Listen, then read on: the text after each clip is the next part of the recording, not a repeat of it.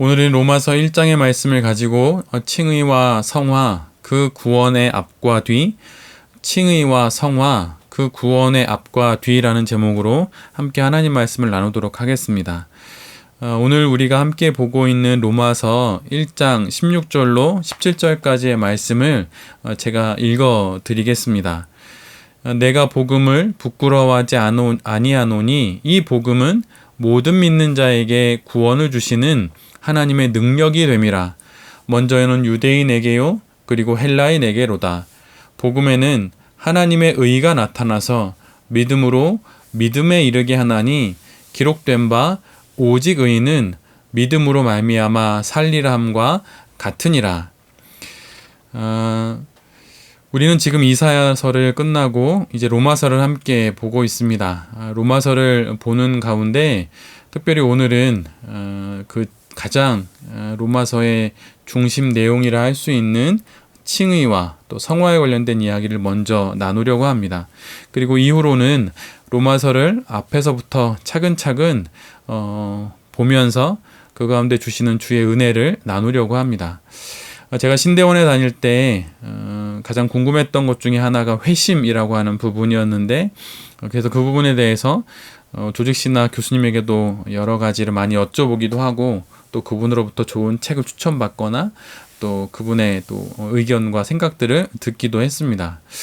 그런데 성경이 말하는 회심에 대한 정의는 다음과 같이 말씀드릴 수가 있습니다. 회심이란 하나님에 대한 회개와 우리 주 예수 그리스도에 대한 믿음이다. 회심이란 하나님에 대한 회개와 우리 주 예수 그리스도에 대한 믿음이다.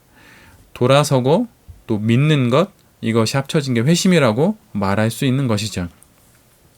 사도 바울은 그의 온 인생을 던져서 많은 이들을 이런 회심의 자리로 초대합니다.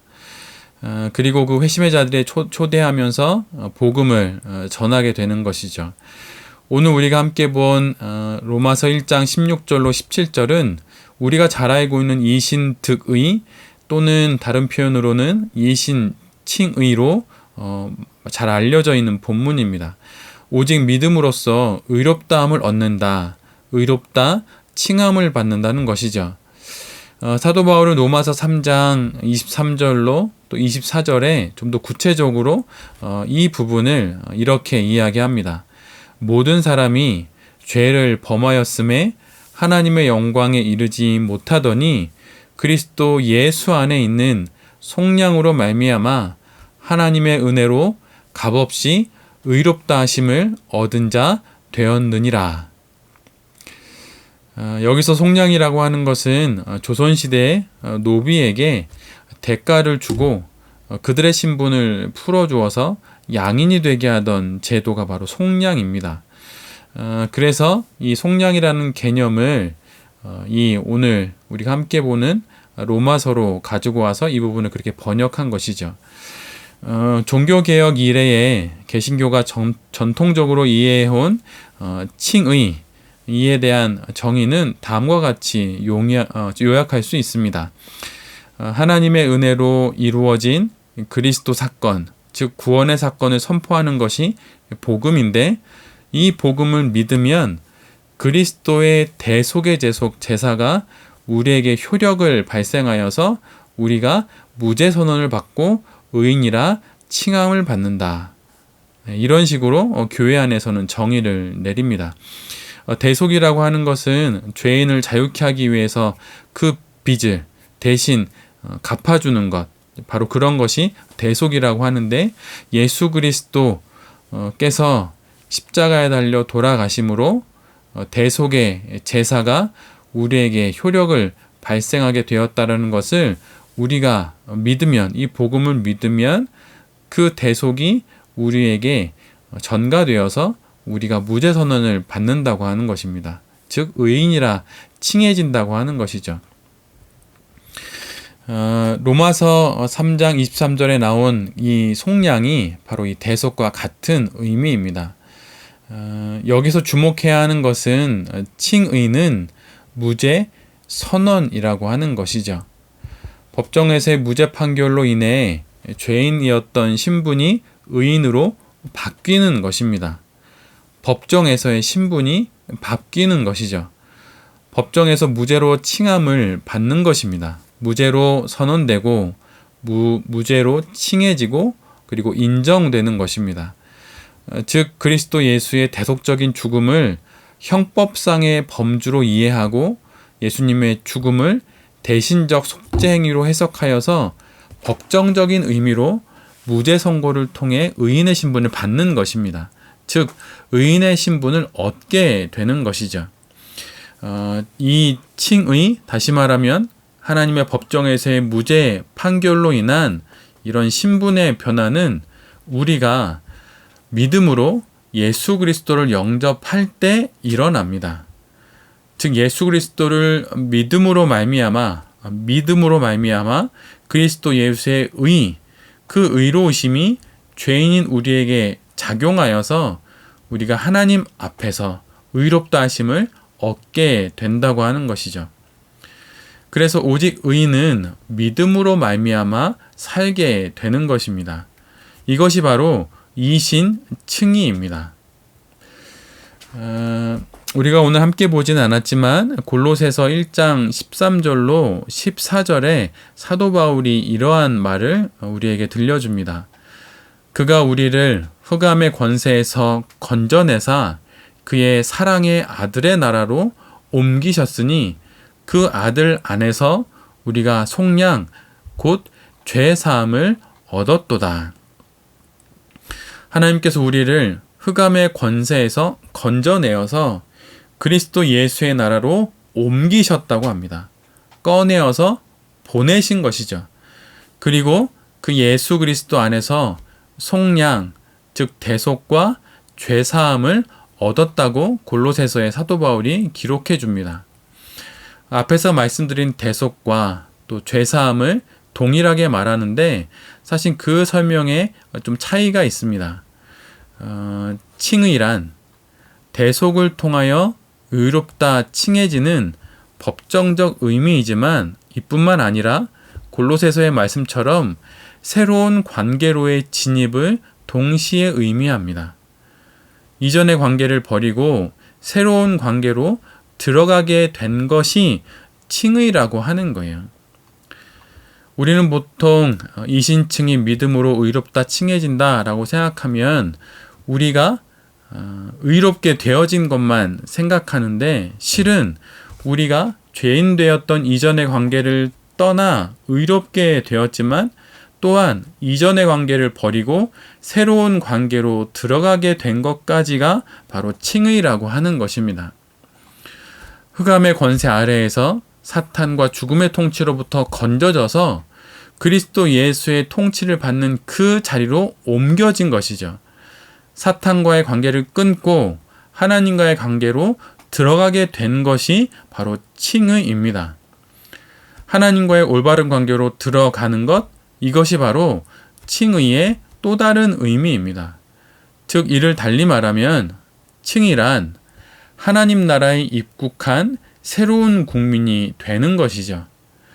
입국한 하나님 나라의 통치를 받고 그 나라의 법과 제도를 따르는, 그래서 그 나라의 주인이신 하나님과 함께 살아가는 그 관계로 들어가는 것이 바로 관계적 의미의 칭의입니다. 이 부분이 바로 많은 그리스도인들이 강구하는 칭의에 대한 하나님과의 관계 회복의 측면이죠. 칭의, 즉 믿음으로 의롭다함을 얻는 것을 마치 천국행 티켓을 받는 것으로만 여기고 칭의를 얻은 후에 하나님 나라 백성의 자리로 옮겨져서 새로운 관계 속에 진입하게 되었다는 것을 간과한 것이 지금 우리의 신앙입니다. 우리가 갖고 있는 칭의론이 삐뚤어진 이유는 바로 이 새로운 관계로의 진입, 이것을 우리가 생각하지 못하고 있다는 것이죠. 이로 인해서 의의 열매를 맺는 삶을 살면 좋지만 그렇게 살지 못해도 구원과는 별 상관이 없다는 오해를 갖게 되어서 구원파와 같은 신앙이 되어버린 것이죠. 그래서 김세윤 교수는 이런 한국교회의 칭의론에 대해서 이렇게 말을 했습니다. 칭의로는 의인으로서의 삶이 없으면서도 의인으로 자처하는 사람들을 양산하는 교리, 심지어 의인으로서의 삶을 방해하는 교리로 전락해 버렸습니다. 나는 이제 의인이 되었으니 스스로 그렇게 자처하지만 결코 의인으로서의 삶을 살지 않고 오히려 이러한 생각들이 의인으로서의 삶을 살기 위한 그런 노력들을 하지 않아도 된다는 그런 이유들이 되고 그러한 근거들이 되므로 오히려 우리의 신앙들이 어그러진다고 하는 것이죠. 칭의를 통해서 의인이 되었다는 것은 하나님과 올바른 관계에 서 있는 사람이 되었다는 것입니다. 여기서 관계란 하나님은 주인이시고 나는 그 주인을 따르는 인격적인 관계, 우리가 보통 인격적으로 하나님을 많이 만났느냐라고 물어보는 그 질문에서부터 나온 인격적인 관계를 말하는 것이죠.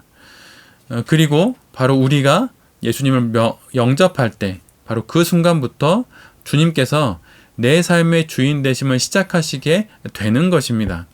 그리고 주님의 나를 향한 그분의 주인 되심은 나의 온 삶을 통해 예수님을 믿은 그 순간부터 나의 온 삶을 통해 나의 온 인생을 통해 계속되고 주님의 나라에 갈 때 비로소 완성되는 것입니다. 이것은 마치 결혼과 같지요. 결혼은 새로운 관계로의 진입입니다. 결혼식을 올림으로 법적으로는 부부가 되는 것이 법정적 의미의 칭의라고 한다면 결혼식 이후에 부부라는 관계 속에서 두 사람이 참다운 부부가 되는 것처럼 그리고 그렇게 되어가는 것처럼 법정적 칭의를 얻은 이후 하나님과의 관계에 사는 그 삶 속에서 그 인생 속에서 하나님의 주인 되심이 이루어져 가는 것이죠. 그러기에 만약 그가 칭의, 우리가 잘 알고 있는 법정적 의미로서의 칭의에 의해 예수님을 믿어 의롭다 칭함을 받는 자라면 그는 종말의 최후의 심판에서 그의 칭의가 완성될 때까지 하나님 나라의 백성으로서 하나님의 통치를 받는 삶 속에 있어야 합니다. 칭해졌으면 그 관계에 초대되었으면 그 관계 속에 있어야 하고 살아야 한다고 하는 것이죠. 즉 하나님의 통치를 받는 그 관계, 하나님 나라의 백성의 자리에서 서고 살아야 한다고 하는 것입니다. 여기까지가 바로 구원의 법정적 의미 그리고 구원의 관계적 의미로서의 칭의에 관한 내용입니다. 그런데 여기서 구원의 제사적 관점이 있는데 그것이 바로 성화입니다. 성화란 죄를 씻음으로 거룩하게 되는 것이죠. 우리가 레위기나 구약의 성경들을 읽어보면 제사를 드림으로 죄는 씻겨지고 거룩하게 됩니다. 근데 그것이 바로 우리가 교리적으로 많이 이야기하는 성화가 그런 구원에 있어서 관계적 의미로서 또 법전적 의미로서의 칭의가 있다면 제사적 의미로서의 성화가 바로 그 구원의 또 다른 자리에 있다고 하는 것이죠. 성화에 대한 좀 더 구체적인 정의는 다음과 같습니다. 성화란 죄인을 순결케 하며 죄인의 전 성질을 하나님의 형상으로 새롭게 하며 죄인으로 하여금 선행을 행할 수 있도록 하시는 성령의 계속적이고 은혜로우신 작용이다. 여기서 전 성질이라고 하는 것은 전 존재, 전 인격 이런 것을 의미합니다. 즉 성화란 죄인을 순결하게 하고 죄인의 온 존재를 하나님의 형상으로 새롭게 하며 죄인으로 하여금 선행을 행할 수 있도록 하시는 성령의 계속적이고 은혜로우신 작용입니다. 데살로니가전서 5장 23절에 이런 말씀이 있습니다. 평강의 하나님이 친히 너희를 온전히 거룩하게 하시고 또 너희의 온 영과 혼과 몸이 우리 주 예수 그리스도께서 강림하실 때에 흠없게 보존되기를 원하노라. 하나님 당신께서 친히 성도의 영과 혼과 몸, 즉 전 존재를 지금부터 예수님의 재림하실 때까지 거룩하게 하신다는 것입니다. 새번역 성경은 이 본문을 이렇게 번역해 놓고 있습니다. 평화의 하나님께서 친히 여러분을 완전히 거룩하게 해 주시고 우리 주 예수 그리스도께서 오실 때에 여러분의 영과 혼과 몸을 흠이 없이 완전하게 지켜주시기를 빕니다. 여기서 거룩하게와 또 흠이 없이는 같은 말입니다. 즉 그리스도 예수께서 다시 오실 때에 성화가 완성된다고 하는 것이죠. 즉 성화란 구원의 전 과정에서 전 존재에 걸쳐 몸과 영과 혼, 전 존재에 걸쳐 이루어지는 것입니다. 칭의를 받는 그 순간부터 시작되어서 현재를 거쳐 종말에 이르기까지 계속되어지고 끊어지지 않고 연속되어지는 성령의 역사, 그것이 바로 성화입니다. 이런 성화의 과정에서 두 가지 측면을 우리가 봐야 하는데, 첫째는 우리의 삶에서 죄악된 부분을 고쳐나가는 그러니까 수정하는 그런 하나의 측면이 있고, 또 하나는 실제로 구체적인 잘못이 없음에도 불구하고 당하는 어려움을 통하여서 보다 높은 자리로 영광스럽게 나아가게 하는 부분입니다. 즉 자신의 잘못된 것을 고쳐가면서 얻어지는 고통을 통하여서 점점 믿음이 자라는 성화도 있고, 아무런 잘못도 없음에도 불구하고 당하게 되는, 예를 들면 욥이나 요셉과 같은 경우라고 볼 수 있습니다. 당하게 되는 그 어려움을 통해 보다 높은 신앙의 경지로 끌어올려지는 성화도 있죠. 특히 성도들이 오해하고 또 좌절하고 절망하기 쉬운 것이 바로 후자의 성화의 과정입니다. 아무런 잘못도 없음에도 불구하고, 내가 보기엔 그런 것 같은데, 불구하고 내가 그런 어려움을 당할 때, 그럴 때 이 과정이 성화의 과정이라고 받아들이는 것이 너무나도 어렵다고 하는 것이죠. 그러기에 특별히 더 유념해야 하는 것은 단순한 어떤 교정의 차원, 잘못을 고치고 바르게 하고 하는 그런 교정의 차원이 아닌 더욱 영광스럽게 하기 위한 과정인 이 두 번째 의미, 즉 후자의 성화의 과정에 대한 이해가 우리 모두에게 있어야 합니다. 이것에 가장 도움이 되는 말씀은 욥기 말씀이죠. 지금 제가 섬기고 있는 또 다른 공동체인 기독교 사업가들의 모임에 제가 말씀을 전할 때 시가서 5가지 시가서의 말씀을 전합니다. 시편을 중심으로 해서 욥기와 잠언, 전도서와 아가서를 순서에 따라 말씀을 전합니다. 근데 그렇게 말씀을 전하기로 결정한 이유는 이 시가서, 시편, 욥기, 잠언, 전도, 아가서 이 5권의 하나님의 말씀이 인간이 겪고 있는 희노애락을 그대로 다 보여주고 있고, 그것을 어떻게 이해하고 어떻게 성도가 받아들이고 그것을 통하여서 신앙의 여정을 걸어가야 하는지를 그 5권의 말씀이 그대로 보여주기 때문이에요. 우리는 보통 우리의 잘못을 고치는 그런 성화, 거룩하게 하고 죄를 씻겨서 우리를 거룩하게 하는 성화로만 우리는 보통 이해를 하고, 또 그것은 인과응보의 교리에 따라 이해를 할 수 있죠. 그러나 아무런 잘못도 없는, 마치 욥과 같이 그 이유를 알 수 없는 어려움을 당할 때, 그때 우리에게 필요한 것은 바로 이 성화의 두 번째 측면, 즉 어려움을 통해 보다 높은 신앙의 경지로 끌어올리시려는 하나님의 계획이라고 하는 것, 이 성화의 과정이라고 하는 것을 우리가 알아야 합니다. 그래서 욥기의 가장 마지막에 나와 있는 말씀처럼 내가 귀로만 듣던 하나님을 이제는 눈으로 봅니다라고 하는 그 고백, 그 영광스러운 고백으로까지 우리를 하나님께서 이끌어 가신다고 하는 것이죠. 바로 이러한 부분, 이를 다 포함한 것이 바로 제사적 관점으로서의 구원, 곧 성화입니다. 그런데 여기서 가장 중요한 것은 칭의이든 법전적 의미이든 관계적 의미의 구원이든 이 칭의, 그리고 제사적 의미로서의 구원인 성화이든 이 모두는 하나님의 은혜 안에 있다는 사실입니다.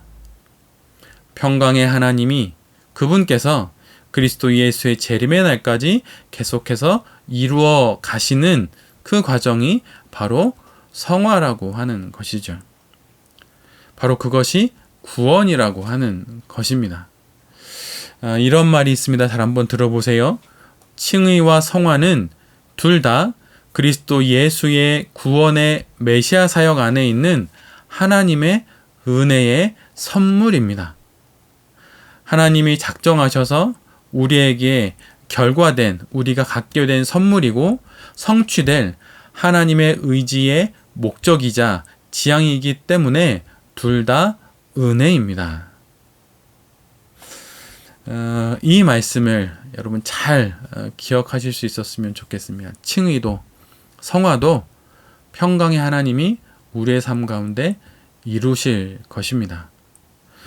그러기에 삶이 너무 어렵고 힘들다 하여도 코로나 사태로 인하여서 가정 경제가 어렵고 또 경제가 어려우니 관계가 어렵고 또 관계가 어려우니 또 신앙마저 어려워지는 여러 복합적 어려움들을 많은 성도들이 겪고 계실 것입니다.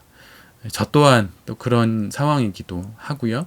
근데 이 모든 상황들 속에서 하나님께서, 평강의 하나님께서 그리스도 예수의 재림의 날까지 우리를 거룩하게 하시고 우리를 향하신 당신의 그 작정과 뜻과 목적을 이루실 것이라는 그 하나님의 말씀을 우리가 이 상황 가운데, 오늘이란 현실 가운데 마음에 깊이 새기고 잊지 않기를 간절히 빕니다. 그렇다면 왜 우리들은 칭의는 은혜이고 성화는 마치 우리가 무엇을 해야 하는 어떤 책임처럼 또는 율법적인 행위처럼 느끼게 되는 그 이유는 무엇일까요? 이 부분에 대한 박영선 목사님의 설명을 요약해서 말씀드리면 다음과 같습니다. 제가 성화를 이해하는 데 있어서, 칭의를 이해하는 데 있어서 매우 큰 도움이 됐기에 여러분에게 그대로 읽어드립니다. 한 3문장 정도 되는데요. 잘 한번 들어보십시오. 성화는 칭의와 마찬가지로 하나님께서 이루어 가시는 일이다. 그러나 성화가 하나님께서 나라는 존재를 바꾸는, 나라는 인격을 완성해 가시는 일이기 때문에 이것이 나의 실존과 성격과 소원과 기호를 바꾸게 된다. 이 과정에서 이런 수정과 고침의 경험 속에서 이 성화가 나의 소원이 되고 각오가 되고 내 몸부림이 되기 때문에 내 존재 안에서의 존재적 변화의 경험이 된다. 그래서 이것이 마치 나의 책임이고 나의 역할인 것처럼 여기게 되는 것이다. 좀 이해가 되시나요? 좀 다시 풀어서 말씀드리면 이렇게 말씀드릴 수 있습니다. 성화와 칭의는 하나님께서 하시는 일이다. 그런데 그 성화가 우리 안에서 하나님께서 성화를 이루어 가시는 방식이 좀 독특한데, 그 성화는 하나님께서 나라는 존재를 바꾸고 나라는 인격을 완성해 가시는 일이기 때문에 즉 나의 실존과 성격과 소원과 기호를 바꿈으로 나의 존재를 바꾸고 나의 인격을 완성해 가신다고 하는 것이죠. 그래서 이런 과정에서, 이런 수정과 고침의 이런 경험 속에서 성화가, 하나님의 이 나의 실존과 성격과 소원과 기호를 바꾸시는 그 방식으로서의 성화의 작동 방식이 나의 소원이 되고 각오가 되고 내 몸부림이 되기 때문에 내 존재 안에서의 존재적 변화의 경험이 된다고 하는 것입니다. 그래서 이것이 마치 나의 책임인 것 같고 내가 해야 할 일인 것처럼 느껴진다고 하는 것이죠. 여러분 한번 생각해 보십시오. 여러분의 마음이 여러분 마음대로 됩니까? 내 마음도 내 마음 같지 않을 때가 있죠. 근데 내가 성화를 막 내 스스로 만들어내고 그럴 수는 없다는 거예요. 나의 실존과 성격과 소원을 바꾸시는 방식으로 하나님이 하시기 때문에 마치 그것이 내가 하는 것처럼 느껴진다고 하는 것이죠. 즉 성화란 전능하신 신이신 하나님의 주도권 안에 있는 나라는 존재의 주체성 속에서 벌어지는 그분의 일입니다. 나의 주체성 속에서 하나님께서 벌리시는 일이죠. 이것은 내가 내 존재 안에서 경험하기 때문에 나의 주체가 사라지는 것이 아니라 나의 주체가 그대로 있으면서 나의 주체 속에서 벌어지는 경험이기 때문에 마치 내가 그 성화를 이루는 것처럼 여기게 된다는 거예요. 다른 종교에서는 즉 내가 사라져야 도를 얻게 되지요. 맨 끝에 가면 나조차 없어집니다. 그런데 그리스도를 믿는 기독교 신앙에서는 결코 나라는 존재는 사라지지 않아요. 오히려 나라는 존재가 하나님 안에서 더욱더 명확해집니다. 이것이 기독교가 가장 사람을 사람답게 하는 종교일 수 있는 이유이기도 해요.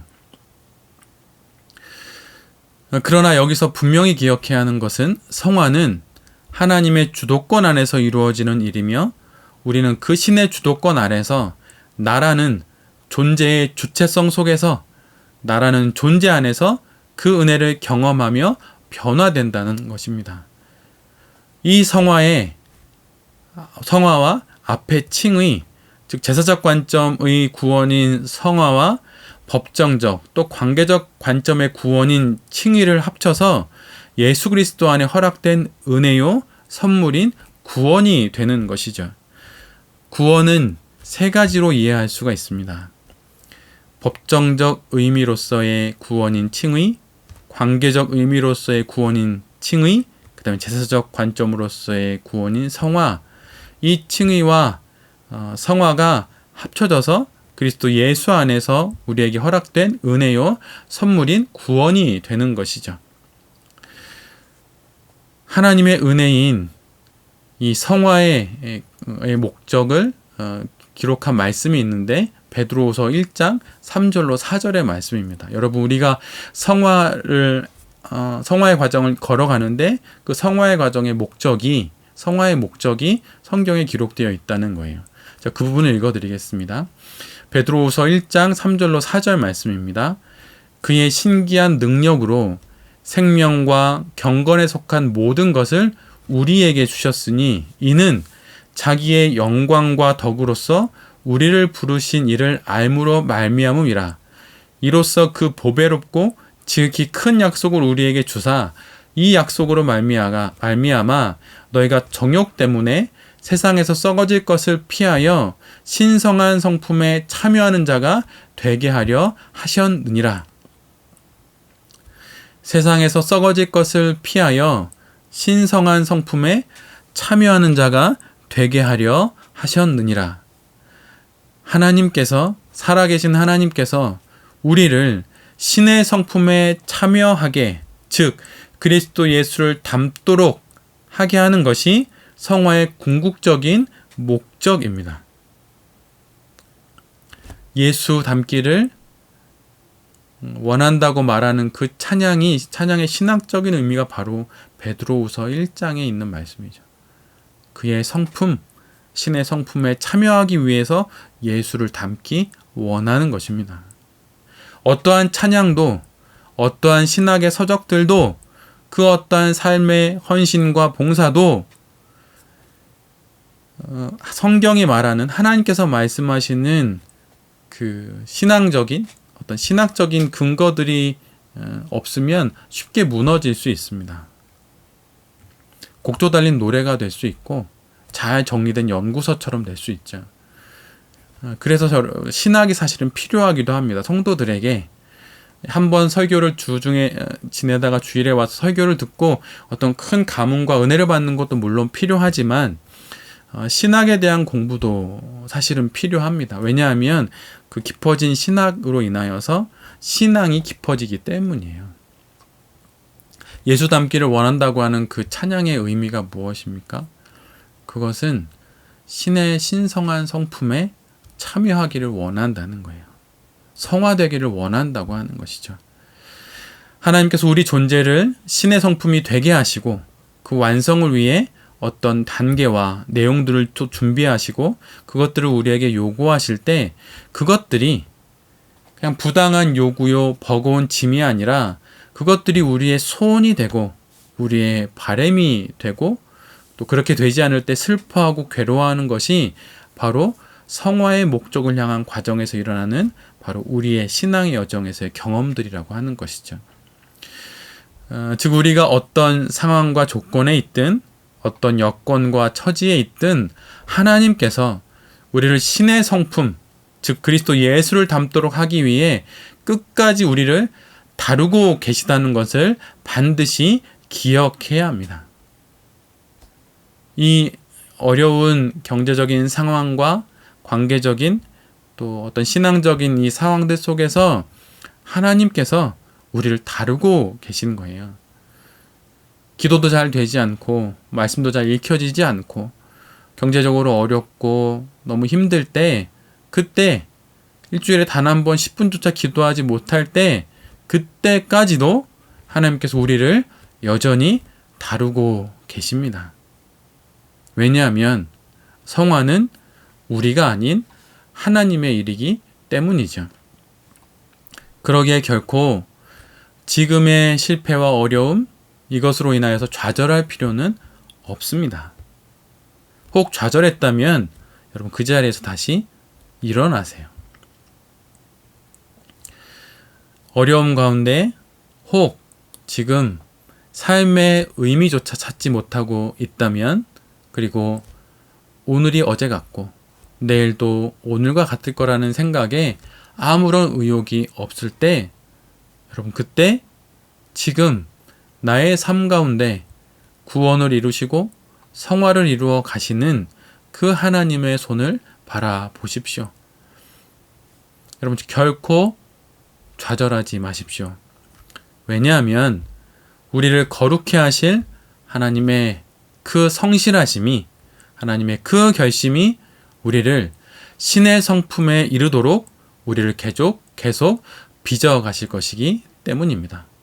그래서 여러분 포기하면 안 됩니다. 그냥 세상이 말하는 자기 개발과 어떤 격려 이런 의미로 말씀드리는 것이 아니라 하나님이 일하시기 때문에 여러분 포기하시면 안 됩니다. 좌절하시면 안 됩니다. 우리는 실패할 수 있고 우리는 무너질 수 있고 우리는 좌절할 수 있습니다.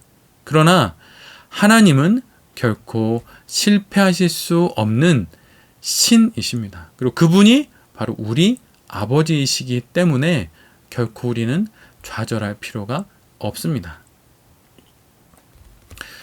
성경은 칭의의 구원과 성화의 구원 이 두 가지를 우리에게 함께 이야기합니다. 여러분 구원에 대해서 잘 이해하고 또 구원의 여정을 잘 걸어가실 수 있기를 빕니다. 칭의와 성화는 하나님의 은혜 가운데 있는 그분이 이루어 가시는 것이고 동일한 구원 사건의 양면이라고 말씀드릴 수 있어요. 구원 사건의 앞과 뒤, 즉 동전의 양면과 같은 것이 칭의와 성화입니다.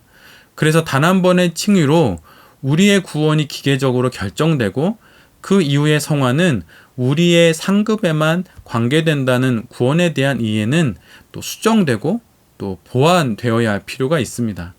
또 이렇게 칭의와 성화가 구원의 양면으로 같은 것임을 알게 되므로 전통적인 구원에 대한 이해 속에서 믿음과 삶이 분리되고 구원과 행위가 분리되는 것은 전혀 성경적이지 않음을 알 수 있게 되는 것이죠.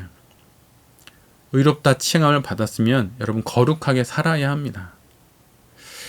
그래서 안용석 목사님이라고 하시는 분이 하셨던 이야기 중에 이런 말씀이 있어요. 한 문장인데 잘 들어보세요. 우리의 신앙생활은 성화되어 가는 과정이며 동시에 의롭게 되어져 가는 칭의의 과정인 것입니다. 그러기에 두려움과 떨림 가운데 깨어서 구원을 이루어 가야 한다는 것이죠. 빌립보서 2장 2절에 이런 말씀이 있습니다. 그러므로 나의 사랑하는 자들아, 너희가 나 있을 때뿐 아니라 더욱 지금 나 없을 때에도 항상 복종하여 두렵고 떨림으로 너희 구원을 이루라. 이 말씀은 우리가 얻은 구원에 걸맞는 구원을 이루기 위함이 아니라 구원에 걸맞는 신앙의 반응, 책임들을 요구하는 말씀입니다. 이 말씀을 듣는 모든 성도님들, 어려움 가운데 계시고 또 코로나 사태 가운데 힘겨움을 겪는 분들이 계시다면 주님이 눈앞에 확연히 보일 때뿐만 아니라 더욱 지금 주님이 더 명확하게 보이지 않을 때에도 두려움과 떨림으로 우리의 신앙의 끈을 부여잡고 구원을 이루어야 할 것입니다. 저 또한 마찬가지입니다. 제가 여러 번의 설교에서 또 많은 성도님들과 이야기 나누면서 쓰는 표현 중에 이런 말을 가끔 드려요. 한 명의 목회자이기 이전에 한 명의 성도인 것을 잊지 않게 해 주십시오. 이런 기도도 드리게 됩니다.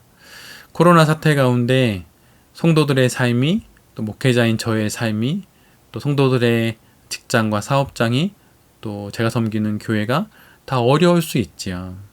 근데 여러분, 주님이 눈에 명확히 보일 때뿐만 아니라 주님이 잘 보이지 않을 때, 귀로 듣던 하나님이 그 음성을 들려주시지 않을 때, 그때 우리가 해야 할 것은 두려움과 떨림으로 우리의 구원을 이루어 나가는 것입니다.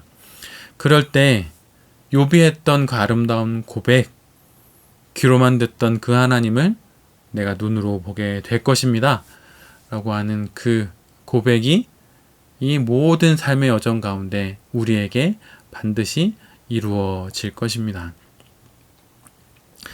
이 말씀을 듣는 모든 성도님들, 또 이 말씀을 전하는 제 자신이 우리 모두의 구원이 하나님의 은혜 가운데 있음을 기억하기를 간절히 빕니다.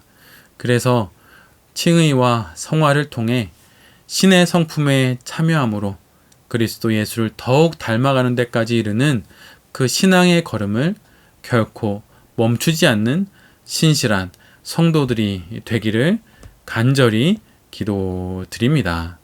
아멘.